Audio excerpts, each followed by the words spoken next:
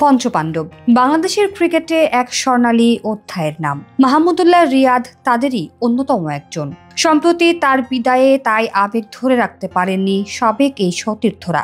আবেগ ভালোবাসা মেখে মাশরাফি, সাকিব, মুশফিক, তামিমরা তাকে শুভকামনা জানিয়ে অনুভূতি ব্যক্ত করেছেন সামাজিক যোগাযোগ মাধ্যমে।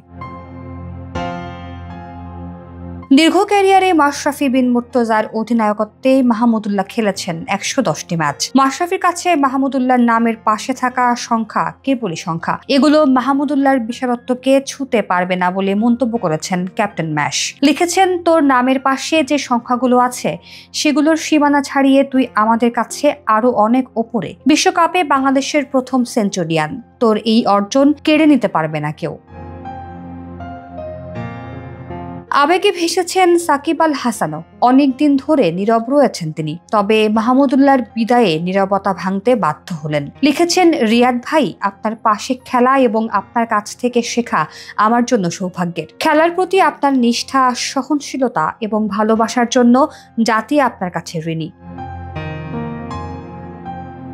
মাঠে ও মাঠের বাইরের অসংখ্য স্মৃতির জন্য মাহমুদুল্লাহকে ধন্যবাদ দিয়েছেন মুশফিক। ফেসবুকে লিখেছেন, আপনার সঙ্গে এত বছর একসঙ্গে মাঠে খেলা সত্যিই বিশাল সম্মানের ব্যাপার ছিল। আপনার দিক নির্দেশনা ও একসঙ্গে গড়া অসংখ্য স্মৃতির জন্য আন্তরিক ধন্যবাদ। আপনি দেশের জন্য যা কিছু অর্জন করেছেন তা নিয়ে আমি অসম্ভব গর্বিত। মাশাআল্লাহ, আপনার প্রাপ্য এই অবসর উপভোগ করুন রিয়াদ ভাই।